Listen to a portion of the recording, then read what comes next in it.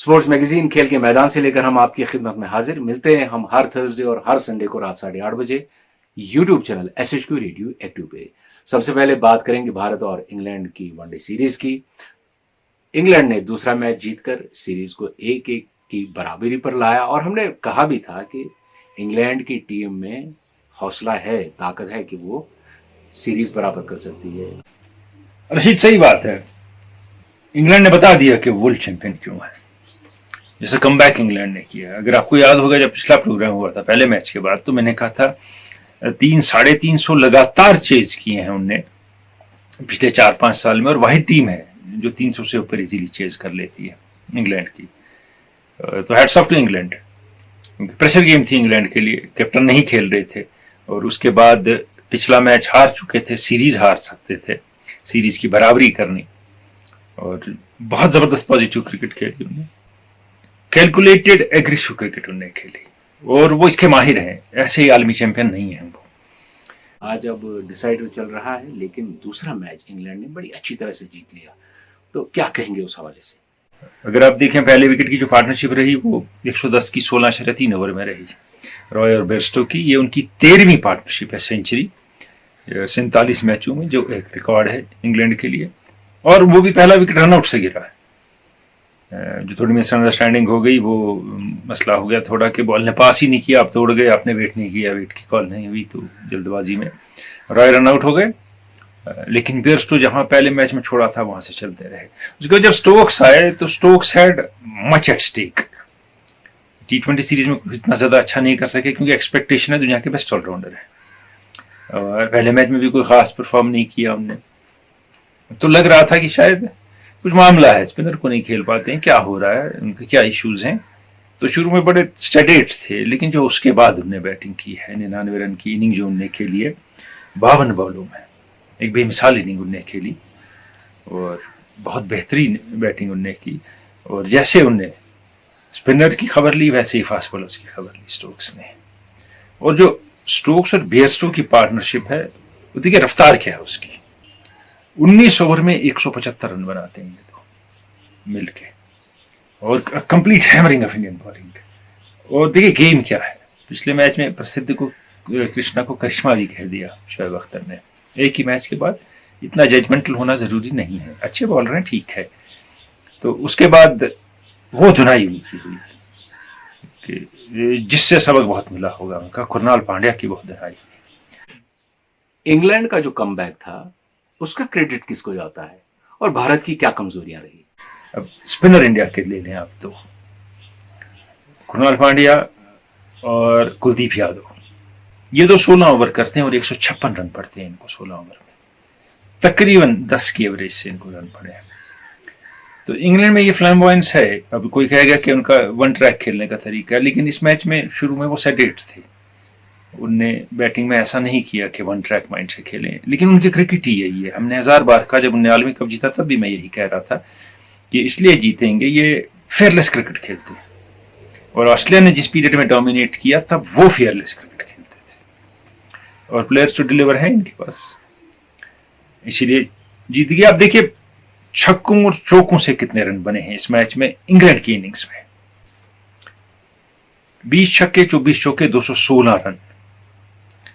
उसके बाद सिर्फ 121 रन बाकी तरीकों से बने हैं, और 20 छक्के इंडिया के साथ रिकॉर्ड है सबसे ज्यादा छक्कों का किसी टीम का। साउथ अफ्रीका ने पहले बनाए थे, मारे थे वानखेड़े में, और अब इनने 20 छक्के मारे हैं। तो अब इंडिया अंडर प्रेशर है आखिरी मैच में, क्योंकि इंग्लैंड ने मॉर्गन का नहीं होना, बाकी इश्यूज पीछे छोड़ दिए हैं, और अब फिर मामला हो जाएगा टॉस का। इंग्लैंड चाहेगा टॉस जीतें कि हम चेज करेंगे, इंडिया चाहेगा इस बार हम उनको चेज ना करने दें, हम उनको पहले उतारें, तो थोड़ा मामला होगा वहां। लेकिन 336 का टोटल जो मिला रशीद, वो कम नहीं था।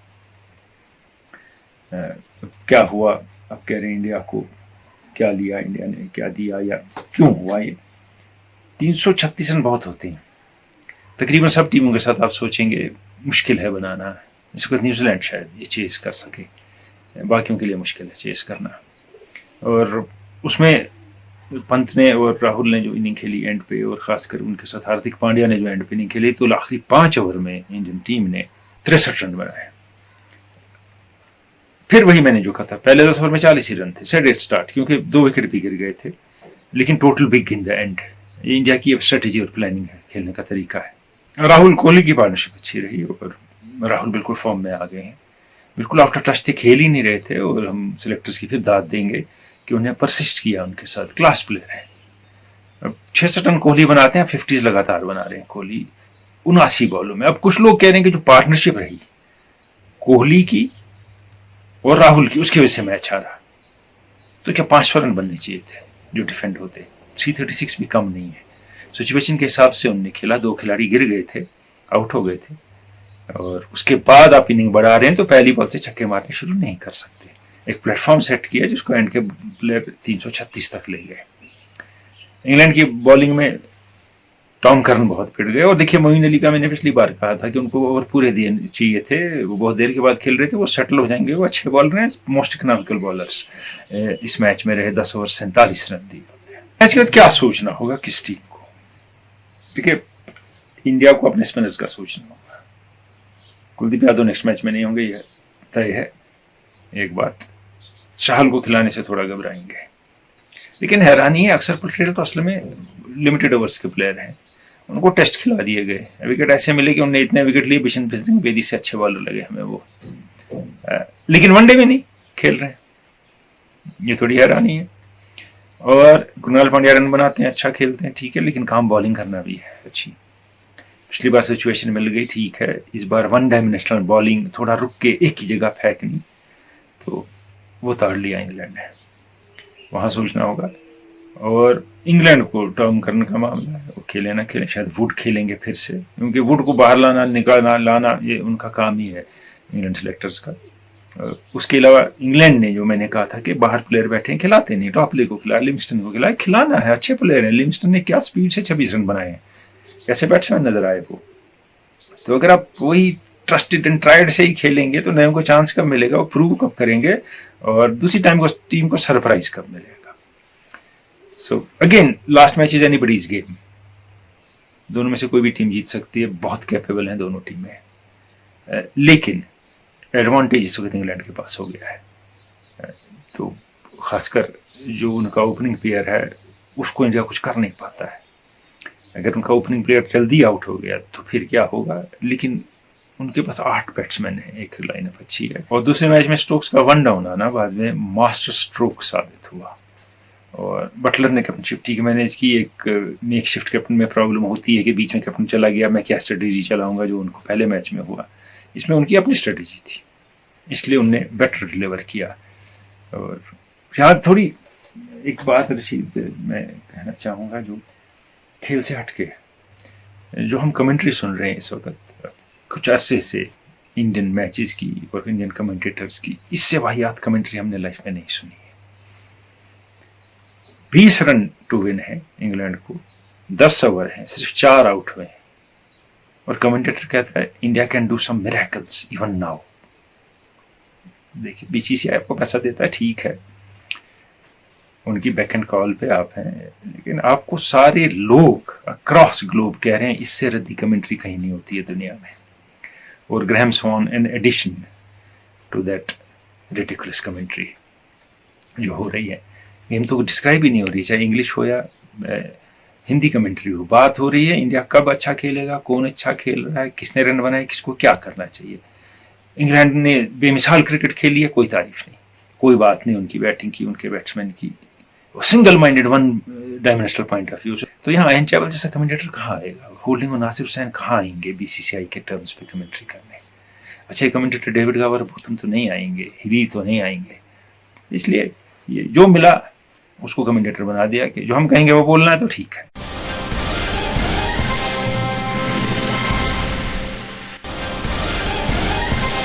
बात हुई जो सीरीज का दूसरा मैच था उसके हवाले से हमने बात की, आपने कहा तीसरा जारी है, लेकिन आगे बढ़ाते हैं प्रोग्राम को, हमारे पास कुछ सवाल है उनके जवाब देंगे, फिर आगे बढ़ते हैं। एक सवाल हमारे पास आया है, दानिश आफाकी ने आरत नार्बल से सवाल लिख भेजा है, लिखते हैं कि शर्जील खान पे मिसबा कुछ ज़्यादा ही दबाव डाल रहे हैं उनके वज़न और फिटनेस के हवाले से, जबकि हमने देखा है कि कुछ ऐसे प्लेयर हैं जो भारी हैं, जो भारी हैं, जिस तरह से इन्होंने कॉर्नवाल की मिसाल दी है जो वेस्ट इंडीज के हैं, उनकी कारकर्दगी इतने वजन होने के बावजूद भी बहुत अच्छी है। जी जी जी।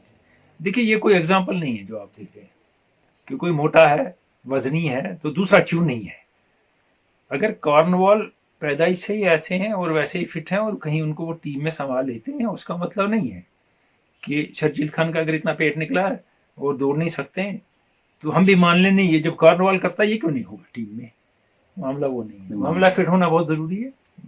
ज़्यादा उम्र के भी नहीं है, इतना कद भी नहीं है, वो तो 6.5 फुट के तकरीबन कॉर्नवॉल। दूसरी बात, ये एक बैट्समैन है, वो एक ऑफ स्पिनर है।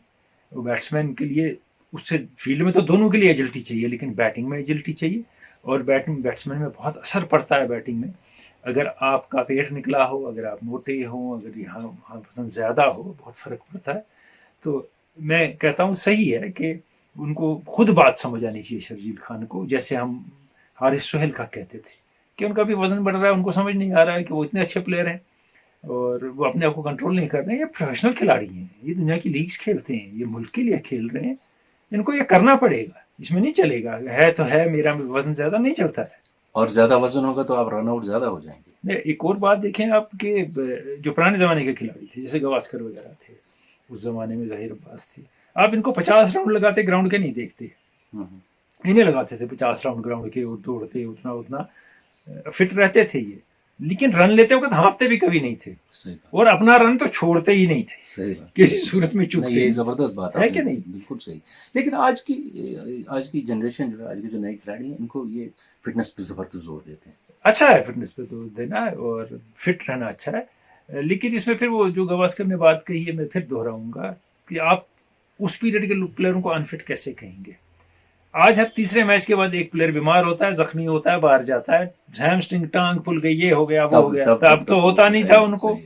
आज आपका बाहर एनर्जी ड्रिंक लेके प्लेयर खड़ा है, 1 ओवर किया तो 3 बोतलें पी रहा है वहां से, बीच में केले खा रहा है, बीच में वो कर रहा है। तब तो दिन में ड्रिंक्स इंटरवल के बगैर 1 बोतल अंपायर अंदर नहीं घुसने देता था मैदान में। तो आपको ऐसे ही खेलना होता था। ये हम कंपेयर ना करें। हाँ बिल्कुल फिट है, एजाइल है आज का प्लेयर, और मेरे ख्याल में वो जो उसकी एजिलिटी है, उसमें जो वो जरूरत से ज्यादा फील्डिंग में करता है, उसे वो सफर भी करता है, वो 2 रन बचा लेता है, हम कहते हैं कमाल हो गया, लेकिन टांग टूट जाती है, कंधा बैठ जाता है, छेरे शेर जैसा हाल हो जाता है, जो हो गया वो सीरीज से बाहर हो गए। तो ओवर स्ट्रेच और ओवर एक्सर्ट भी करने की जरूरत नहीं है कि बियॉन्ड लिमिट्स में कोशिश करूंगा रन बचाने की, तो उसके बाद आप इंपॉर्टेंट प्लेयर हैं टीम के और बाहर हो जाएंगे तो टीम को ज्यादा नुकसान हो जाएगा। बिल्कुल सही। और ये रन पे मुझे याद आ गया, एक दोस्त ने, नजीर अहमद खान है, आपने पामपुर से हमें एक सवाल लिख भेजा है। लिखते हैं कि आजकल हमने देखा है कि मैक्सिमम टीमों के खिलाड़ी रन आउट होते हैं, तो इसमें क्या कॉलिंग का क्या उनमें फुकदान है कि वो कॉल नहीं कर पाते हैं कि किसको कॉल करना चाहिए रन आउट, रन लेते वक्त? देखिए इसमें 2-4 चीजें अहम है। जो बहुत शॉर्ट रन होते हैं उसमें कोई कॉल ही नहीं होती है, यूं नजर और आउट, क्रॉस, ऐसा ही होता है।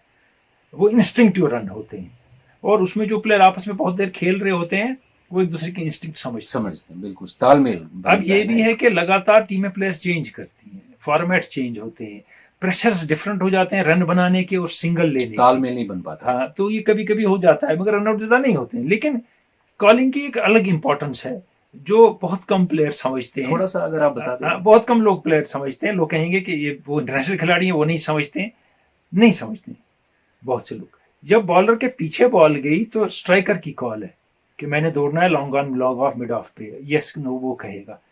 नॉन स्ट्राइकर पीछे मुड़ के ऐसे नहीं देखेगा बॉल कहाँ गई है, उससे 3 स्टेप मिस हो जाएंगे, उसके नहीं देखेगा। जब पीछे बॉल गई है, खासकर लेग से पीछे गई है, तो नॉन स्ट्राइकर कॉल करेगा, उस पर स्ट्राइकर दौड़ेगा, क्योंकि इसकी नजरों के सामने बॉल है, उसकी नजरों के पीछे बॉल है।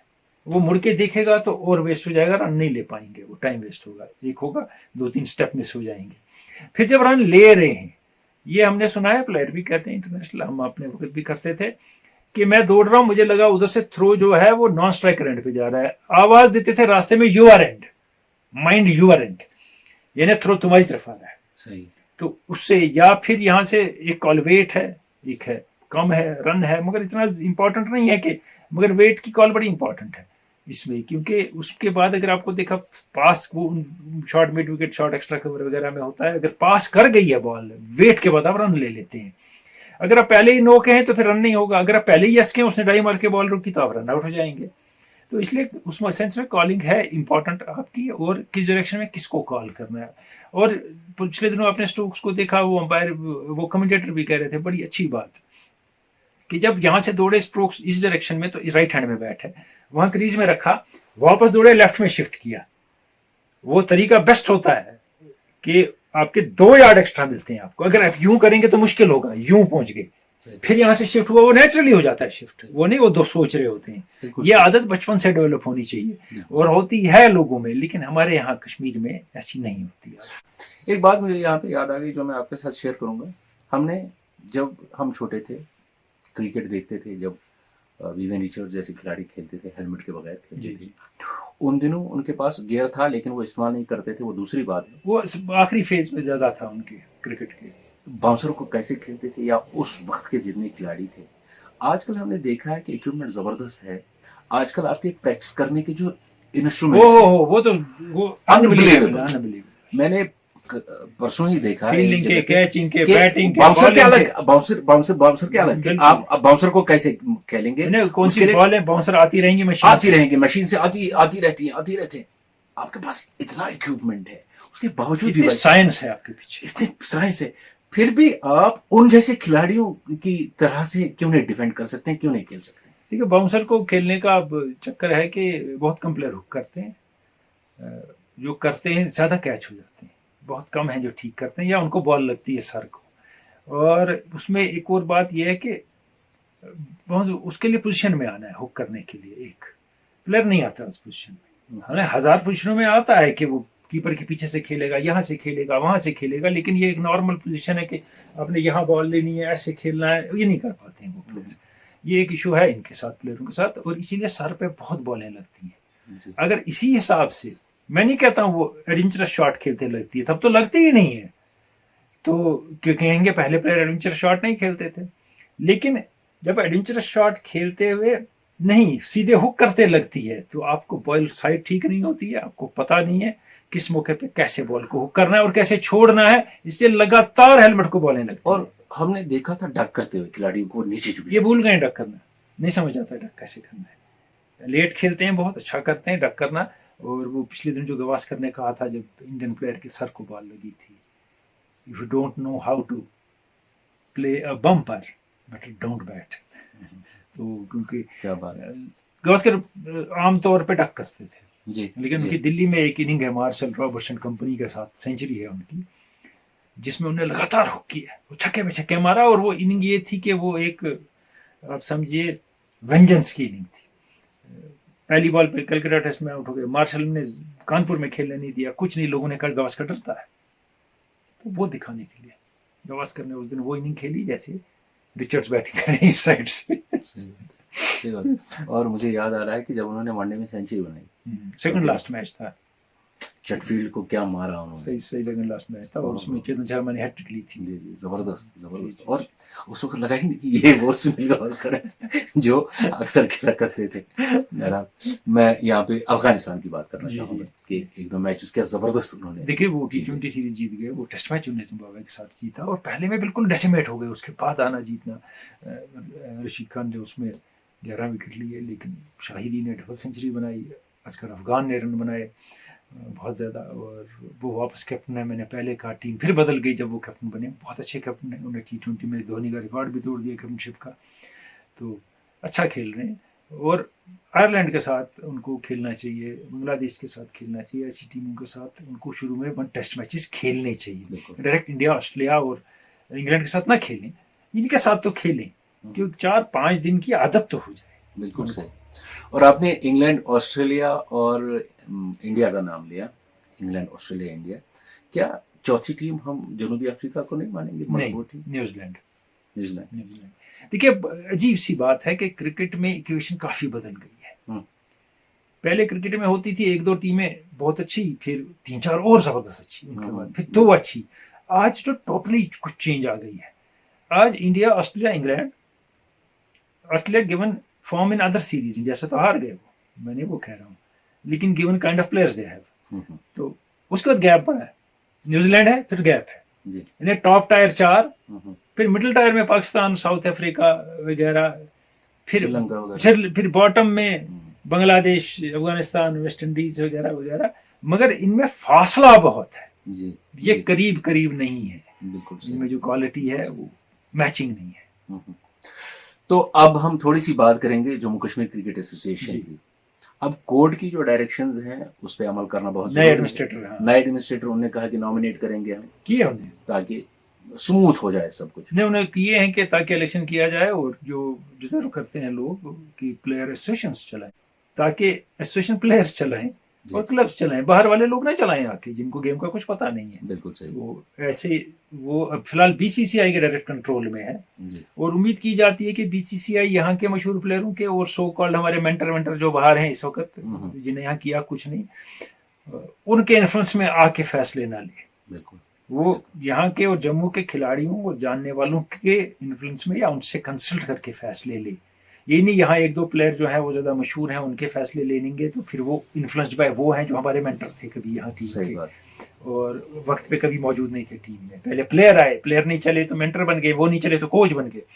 उनके बगैर भी हम खेल सकते हैं और एसोसिएशन राइट हैंड्स में आए। और एक और चीज़ है रशीद ये कि हम नहीं कह सकते कि जो पिछली एसोसिएशन थी, ये एसोसिएशन तो नहीं थी, जो भी घुस गए थे इसमें कि उनने बहुत बुरा काम किया, इससे पहले अच्छा हुआ है। ये बुरा काम 50 साल से जारी है, सही बात है। ये कोई नई बात नहीं है। प्लेयर्स के हक में बहुत कम हुआ है इस एसोसिएशन में। तब भी क्लब्स के मामले थे, टॉप क्लब के ही प्लेयर खेलते थे, उन्हीं के प्लेयर खेलने जाते थे और बहुत सी और चीज़ें होती थी। उसके बाद इंडिविजुअल्स ने कंट्रोल करना शुरू किया ऑफ लेट, उन्हीं के मामले हो गए, उनने टीम में फसाद भी डाल दिया। तो इसलिए don't blame recent past, it has a long history of bad administration. चलिए उम्मीद करेंगे कि हालात बेहतर होंगे और खिलाड़ियों के लिए अच्छा होगा जो भी होगा। बिल्कुल सही। ग्रास रूट में दिखे ना, एक बात रशीद आपने छेड़ी, लोग टीवी पे आ गए, यहाँ आ गए, बातें की गेम को जाने बगैर। एसोसिएशन का काम है ग्रास रूट पे लोगों को कोच करना, सही ये नहीं ट्रायल की, रांची की, अंडर 15 की, अंडर 17 की कहा ये कोचिंग है, नहीं। स्कूलों कॉलेजों के बच्चों को अंडर 15, अंडर 17, अंडर 12 वगैरह को जमा करना, कोच करना, ट्रेन करना, मेंटल मेकअप उनका बिल्ड करना, ये काम एसोसिएशन का है। मुख्तलिफ टर्फ बनाना, टूर्नामेंट खिलाना हर लेवल के, 20 से 50 से ओवर से 3 दिन के, वो तो होता ही नहीं, ये सारा कुछ करना, ये सारा काम है उनका। ये सिर्फ नहीं टीम बना के भेजना टीम और बस यही करना, यही नहीं है उनका काम। सही है, बिल्कुल सही बात है। चलिए मैं फिर से यही कहूंगा कि उम्मीद अच्छे की रखनी चाहिए और उम्मीद अच्छे की रखेंगे। अब आते हैं हम आज के क्विज की जानिब। जी, हमने एक आवाज सुनाई थी। जी हाँ, बिल्कुल। वो आवाज एक बार फिर सुनाएंगे। जी। Some people say it's sold its soul. I don't agree with that. I think it's wonderful, but I think it looks fantastic. I think what they've done on the main ground with those temporary seats is terrific. I mean, people are not going to sit in the grandstand, the Compton stand and so on. They're going to sit in this temporary seating, which will give a great atmosphere, I think, for those who are taking part and also for those who are watching. ये आवाज आपको पहचानी थी? देखिए, जो आवाज हमने चलाई उसमें आपने लिखा साइमन डोल बहुत ज्यादा लोगों ने, और कुछ एक और नाम बहुत ज्यादा लोगों ने। फिर मैं एक बात कहूंगा, हो सकता है कुछ को आपके बुरा लगे, आपके पास एक स्कीम ऑफ थिंग्स है, how to get an answer. Otherwise why should 10 people write Simon Doull? 10 आदमी 8 डिफरेंट नाम तो लिख सकते हैं, नहीं लिख पाए। दूसरे में भी आदमी एक और नाम है, 5 ने वही नाम लिख दिया। आप अगर आप खुद कर रहे हैं तो आप डिफरेंट नाम लिखेंगे, वो नहीं होगा। सही। ये जोनाथन एग्न्यू की आवाज है, इंग्लैंड के फास्ट बॉलर थे और बेहतरीन कमेंटेटर हैं वो क्रिकेट के, जोनाथन एग्न्यू। हाँ, तो जोनाथन एग्न्यू से मेरी मुलाकात हुई थी और ये डेवलपमेंट के बारे में नहीं हो रही है लॉर्ड्स ग्राउंड की, ये बात हो रही है उन दिनों आर्चरी कंपटीशन नर्सरी एंड पे लॉर्ड्स के चल रहा था और मेन पवेलियन के सामने चल रहा था। मैंने उनसे यही पूछा कि यहाँ आर्चरी हो रही है, कैसा लग रहा है? उन्होंने कहा बहुत अच्छा लग रहा है, हमने आर्चरी कैसा निकाल दिया, बहुत अच्छा लग रहा है, ये बहुत अच्छा हो रहा है, यहाँ होना चाहिए वगैरह। उन्हें आगे कुछ और किस्से भी सुनाए थे और मैंने आथरटन से इसके बाद बात की थी, तो आथरटन ने कहा कि आज से 200 साल पहले भी यहाँ, 150 साल पहले भी आर्चरी कॉम्पिटिशन होता था। अच्छा, तो आज नई बात नहीं है, ये वो टाइम है। किसी ने सही जवाब नहीं दिया। ये पहला मौका है कि दूसरा है, पहला कि दूसरा दूसरा कि किसी ने जवाब नहीं दिया। बहरहाल अब बातें हैं हम अगले क्विज की जानिब। देखिए, ये quiz much simpler, you will be able to answer it very fast and very well. Identify this person, बस ये देखिए और इस आदमी को, इस शख्स को पहचानिए।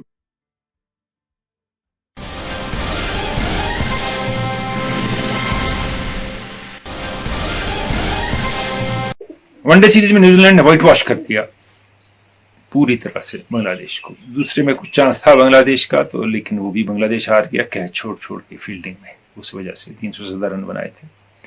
कॉनवे बड़े जबरदस्त खिलाड़ी साबित हुए सीरीज में, मैन ऑफ द सीरीज हो गए। एक दिलचस्प टेस्ट मैच हुआ वेस्ट इंडीज में कि श्रीलंका कोलैप्स हो गया, होल्डर ने 5 विकेट लिए।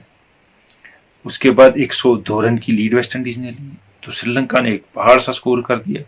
नसांका ने पहले मैच में डेब्यू में सेंचुरी बनाई, विकेवला ने 90 प्लस का स्कोर किया और फाइनली बहुत बड़ा टोटल चेज करने को मिल गया। थोड़ा सा चौथा दिन और 5वें दिन पता था कि वेस्ट इंडीज फिर अपने नॉर्मल क्रिकेट पे आ जाएगा। हम इंतजार में रहते हैं ना कि अब वो अच्छा खेल रहे हैं, नहीं फिर वापस बड़ा खराब खेलेंगे। तो श्रीलंका फाइनली मैच जीत जाएगा और लास्ट डे खेलना है। एम्बो डिलिया है, बाकी बॉलर हैं, स्पिनर भी हैं, लेकिन ऐसा हुआ नहीं।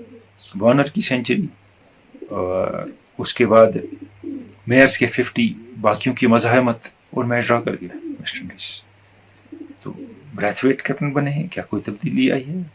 God knows. मगर एक चीज़ है कि इस टीम में कई एक नए प्लेयर हैं, वो ट्राइड एंड टेस्टेड फेलियर्स नहीं है कि अब इसने तो बहुत 50 मैच खेले हैं, इसको और खिलाएंगे। ये थोड़ी सी पॉलिसी कामयाब हो रही है वेस्ट इंडीज़ की।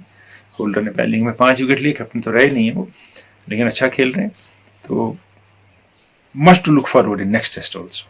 अब चलते चलते एक जबरदस्त फुटबॉलर की थोड़ी सी बात। जी, रोनाल्डीनियो ने अपना जन्मदिन मनाया। बिल्कुल जन्मदिन बनाया उनने। और देखिए, ये वो खिलाड़ी है जिसने वर्ल्ड कप जीता, जिसने कोपा अमेरिका जीता, जिसने चैंपियंस लीग जीती और जिसने जो टूर्नामेंट इन साइट है वो जीत वो गया। टीम में मेंबर था। जी। ये किसी का इम्तियाज नहीं है, बहुत मुझे लगता ही नहीं, आईडी नहीं किसी का है, पहली बात। दूसरी बात, ये ऑलरेडी बार्सिलोना में थे जब मेसी आए। मेसी ने क्या कहा इनके बारे में? मेसी ने कहा कि जब मैं इनके साथ टीम में आया तो पहला गोल जो मैंने किया इनके पास पे किया। वो सिर्फ इनका पास ही नहीं था या वो इनने मुझे नहीं उसकी वजह से कि मैंने गोल किया, इनने मेरी लाइफ चेंज की अपने साथ मुझे खिला के, और मुझे वो प्लेयर बनाया जो ये मुझसे बहुत ज़्यादा आगे थे और मुझसे बहुत ज़्यादा बड़े प्लेयर थे और हैं और रहेंगे। ये मेसी कहते हैं आज कि जो मेरी सारी गेम प्लान था, जो मेरी सारी सोच समझ थी, वो इसी शख्स से मुझ में आई है, रोनाल्डीनियो से। ये वो आर थे उस जमाने में, रिवाल्डो, रोनाल्डीनियो, इससे पहले रोमारियो, ब्राजील में हुए हैं, ऑल जीनियसेस। इसी बात पर लेते हैं आज के स्पोर्ट्स मैगजीन से इजाजत। खुदा हाफिज़।